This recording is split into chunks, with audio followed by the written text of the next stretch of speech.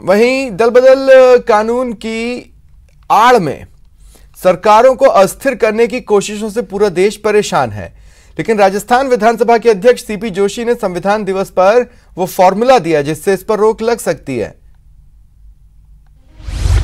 लोकतंत्र की मजबूती का जोशी फॉर्मूला, पार्टी व्हिप का उल्लंघन, सदस्यता खत्म। पार्टी का चुना हुआ आदमी यदि पार्टी की बात नहीं मानता तो पार्टी का अध्यक्ष लिख के दे इलेक्शन कमीशन को, उसी दिन 5 साल के लिए उसको डिस्क्वालीफाई कर देना चाहिए। कोई कोर्ट का इंटरवेंशन नहीं होगा, सब जगह डेमोक्रेसी ठीक ढंग से हो जाएगी। संविधान दिवस के मौके पर पीठासीन अधिकारियों के सम्मेलन में राजस्थान विधानसभा के अध्यक्ष सीपी जोशी का ये वो फॉर्मूला है जो मौजूदा सियासी प्रदूषण खत्म करने के लिए मुफीद हो सकता है। सीपी जोशी की इस सलाह को मान लिया जाए तो दल बदल के तहत सरकार को गिराना आसान नहीं होगा। अध्यक्ष महोदय, इस 10 शेड्यूल को आज आप खत्म नहीं करेंगे, 10 शेड्यूल खत्म नहीं करेंगे तो कितनी बहस कर रहे हैं, जुडिशरी का इंटरवेंशन रहेगा। इसलिए सबसे पहला मैं आप माननीय सदस्य से निवेदन करना चाहता हूं, हम यूनानिमस पास करें कि इस 10 शेड्यूल को खत्म करें। कोई आदमी किस पार्टी से जीत के आ रहा है, यदि उसका वायलेशन करना है तो डिस्क्वालीफाई कर दिया जाए, किसी को अपील करने का अधिकार नहीं। पीठासीन अधिकारियों के सम्मेलन में सीपी जोशी विधानसभा अध्यक्षों की घटती शक्ति से भी नाराज दिखे। जोशी की माने तो दल बदल कानून आने के बाद से विधानसभा अध्यक्षों की गरिमा कम हुई और उनके निर्णयों पर सवाल उठाए जाने लगे। बिल बनाया है, तब अध्यक्ष की गरिमा को भी हमने कम कर दिया। अध्यक्ष महोदय, अध्यक्ष ऐसा बनना चाहिए माननीय अध्यक्ष महोदय, जो माननीय सरकार का जो हमारा नुमाइंदा है उसकी बात को माने, वो जैसा चाहे वैसा इंटरप्रिटेशन करे, तब तो अध्यक्ष ठीक है। और वो अध्यक्ष ठीक नहीं है तो ऐसे अध्यक्ष को ढूंढा जाना चाहिए जो अध्यक्ष काम कर सके। यदि ये नहीं काम कर सके तो अध्यक्ष की पद की गरिमा का नहीं होना चाहिए। आप उठा के देखें, आपने उठा के देख लिया अध्यक्ष महोदय, 1952 से लगाकर एंटी डिफेक्शन के पहले तक कोर्ट में इंटरवेंशन बहुत कम था। कितनी संख्या थी उठा। सीपी जोशी विधायिका के लिए फैसले में न्यायालय के हस्तक्षेप से भी आहत दिखे। जोशी बोले कि न्यायालय के अत्यधिक हस्तक्षेप से सरकार चलाना मुश्किल हो गया है। जनप्रतिनिधि चुनकर सरकार का बनाने का काम करे, उसका एक जुडिशरी का फैसला ये फैसला कर देगा कि सरकार ये काम नहीं कर रही है तो जनता को विश्वास हो जाएगा कि हमें डेमोक्रेसी में विश्वास करने की जरूरत नहीं है, हमें कोर्ट में जाना पड़ेगा और कोर्ट जो निर्णय करना पड़ेगा मानना पड़ेगा। मैं समझता हूं कि डेमोक्रेसी इवॉल्व हो रही है। अध्यक्ष महोदय, देश की मौजूदा संवैधानिक व्यवस्था को और मजबूत करने के लिए सीपी जोशी ने सियासी पार्टियों के अंदरूनी लोकतंत्र की भी वकालत की। जोशी ने कहा कि पार्टी के अंदर भी लोकतांत्रिक तरीके से चुनाव आयोग की निगरानी में चुनाव होना जरूरी है। पार्टी पार्लियामेंट्री सिस्टम में जो पार्लियामेंट्री डेमोक्रेसी का प्रीरिक्विजिट है, उनकी पार्टी की बराबर इलेक्शन हो, इलेक्टेड आदमी पार्टी चलाएं, ऑफिस बेरर करें और इलेक्शन कमीशन उसको गाइड करें और वो प्रभावशाली ढंग से इलेक्ट होकर सरकार बनाएंगे। पीठासीन अधिकारियों का सम्मेलन कराने के लिए सीपी जोशी ने लोकसभा अध्यक्ष ओम बिरला को बधाई दी तो सभी विधानसभा की वित्तीय स्वतंत्रता की भी वकालत की।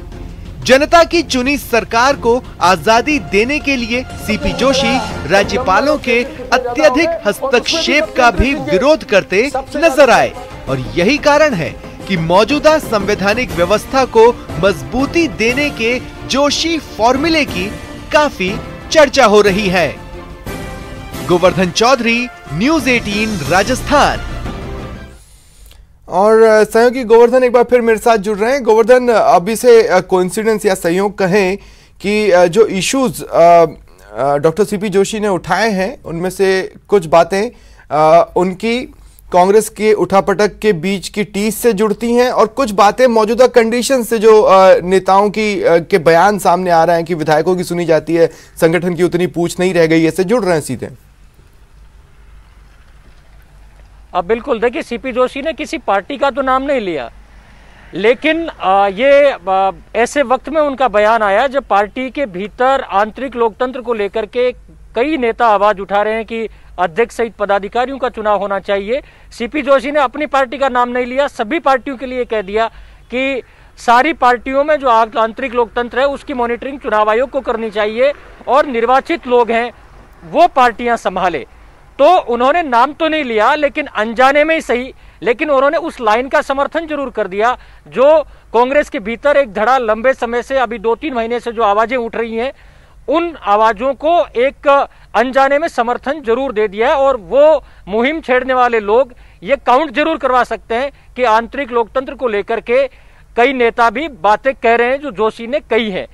तो सीपी जोशी ने जो पीठासीन अधिकारियों के सम्मेलन में जो सुझाव दिए हैं, चाहे वो आंतरिक लोकतंत्र का मामला हो, चाहे दल बदल का मामला हो, इन तमाम जो सुझाव है उनकी गूंज राजनीतिक हलकों में कई दिन तक सुनाई देगी। जी बिल्कुल, जाहिर तौर पर कई दिन तक सुनाई देगी।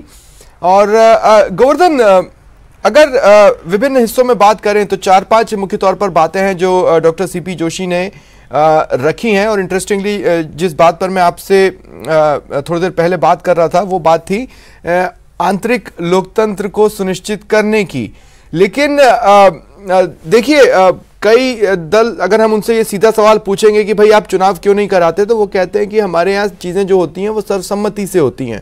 ये सर्वसम्मति वाला जो फैक्टर है कि एक नाम बढ़ाया और सभी ने ताली मेज थपथपा दी या अपने तरफ से हाँ कर दिया, ये चुनाव नहीं है। चुनाव मतलब प्रॉपर उनके अगेंस्ट कोई खड़े हो, लेकिन उस तरह की स्थितियों में उन्हें पार्टी से दरकिनार ही कर दिया जाता है अगर कोई किसी चेहरे के अगेंस्ट खड़ा हो जाए।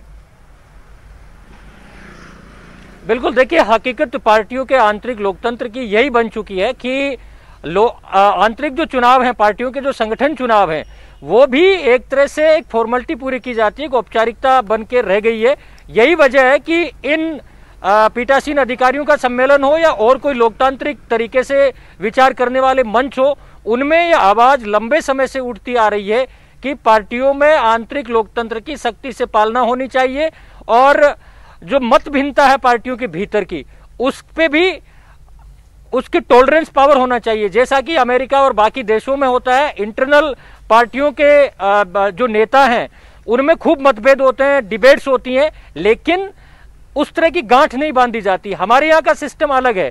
यहाँ अगर आप पार्टी से अलग लाइन पार्टी के भीतर भी लेते हैं तो आमतौर पर देखा यह जाता है कि नेता साइडलाइन कर दिए जाते हैं, उसको दूसरे खेमे का मान लिया जाता है और ये खेमेबंदी फिर तेज होकर के और जो पावर में नहीं रहता है उस खेमे को अलग कर दिया जाता है। यही वजह है कि जो आंतरिक लोकतंत्र है वो केवल दिखावे की चीज बन के रह जाता है और पार्टियों में ईमानदारी से संगठन चुनाव है वो अब भी एक बड़ा दूर की कौड़ी बने हुए हैं। और जो पीठासीन अधिकारियों के सम्मेलन में सीपी जोशी ने मुद्दा उठाया है वो इसी की तरफ इशारा करता हुआ है कि चुनाव आयोग लगातार मॉनिटरिंग करे और जो पार्टियां डेमोक्रेटिक सेटअप के मुताबिक चुनाव नहीं करवाती, डेमोक्रेटिक वैल्यूज के मुताबिक चुनाव नहीं करवाती, उनको डी रिकॉग्नाइज करने तक का सुझाव सीपी जोशी ने पीठासीन अधिकारियों के सम्मेलन में दिया है।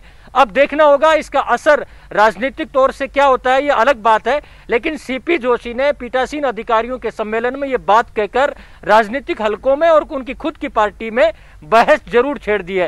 हालांकि अध्यक्ष कुछ इसी तरह की बातें वेंकैया नायडू जी भी पिछले 1.5-2 साल में लगातार विभिन्न मंचों पर कहते आए हैं। गोवर्धन, कल जब लोकसभा स्पीकर मीडिया से मुखातिब थे उन्होंने भी कहा कि दरअसल एक कमेटी है जिसे डॉक्टर सीपी जोशी लीड कर रहे हैं और वो फिलहाल इसी इशू पर देख रही है। देखना होगा किस तरह का मसौदा एक कमेटी तैयार करती है और फिर देखना यह भी होगा कि केंद्र सरकार क्या उस पर कदम आगे बढ़ाती है। अगर केंद्र सरकार कदम आगे बढ़ाती है तो विपक्ष में बैठी कांग्रेस लोकसभा में उस पर क्या स्टैंड लेगी, क्या किसी और इशू पर अपनी नाराजगी जताते हुए उस दौरान चर्चा से हट जाएगी, वॉकआउट कर जाएगी, या सच में वहां बैठ, क्योंकि ये पूरा मसला मोरल ग्राउंड का है, प्रैक्टिकल ग्राउंड राजनीति में अलग होते हैं।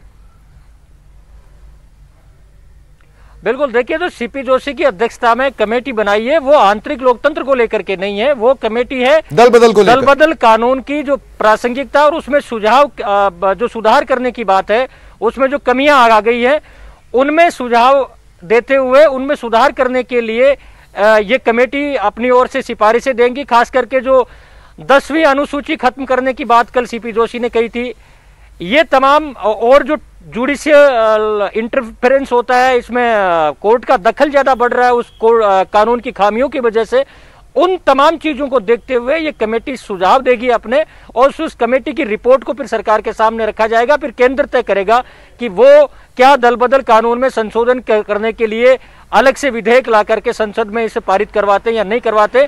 बिल लाना केंद्र सरकार का काम है, लेकिन देश के भीतर बहस जरूर चल रही है, चाहे पार्टियों का आंतरिक लोकतंत्र हो या दल बदल कानून की खामियां हो। इन पर अब सीरियसली बहस शुरू हुई है और उम्मीद की जानी चाहिए कि जो कमियां आई हैं, जिनकी वजह से खरीद फरोख्त को बढ़ावा मिलता है, उनको आने वाले वक्त में दूर किया जाएगा।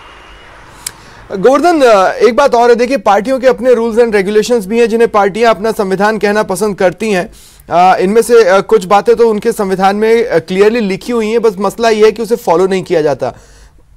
मैं आपसे बातचीत करूंगा गोवर्धन, लेकिन उससे पहले बीजेपी का दिग्गज चेहरा है, पूर्व मंत्री है अरुण चतुर्वेदी जी, इस वक्त मेरे साथ फोन लाइन पर जुड़े हुए हैं। चतुर्वेदी जी, स्वागत है आपका न्यूज़ 18 राजस्थान पर। नमस्कार जी। अरुण जी, आपने सुना होगा कल विधानसभा स्पीकर सीपी जोशी का जो संबोधन रहा है पीठासीन अधिकारियों के सम्मेलन में, कल वो काफी सुर्खियां बटोर रहा था। क्या आपने उन सुझावों को सुना है? जी बिल्कुल सुना। आपकी क्या राय है, एक पार्टियों के आंतरिक लोकतंत्र को लेकर और दूसरा दल बदल कानून को लेकर? देखिए, बड़ी स्पष्ट चीज है कि अटल बिहारी वाजपेयी के समय दल बदल कानून बना था। देश में जिस प्रकार से आयाराम गयाराम की संस्कृति चल रही थी, उसको रोकने के लिए बनाया। लेकिन पिछले कुछ वर्षों में इसके संबंध में भी कोर्टों के भी और कई तरह के कई सभापतियों के भी बहुत सारे फैसले आए हैं।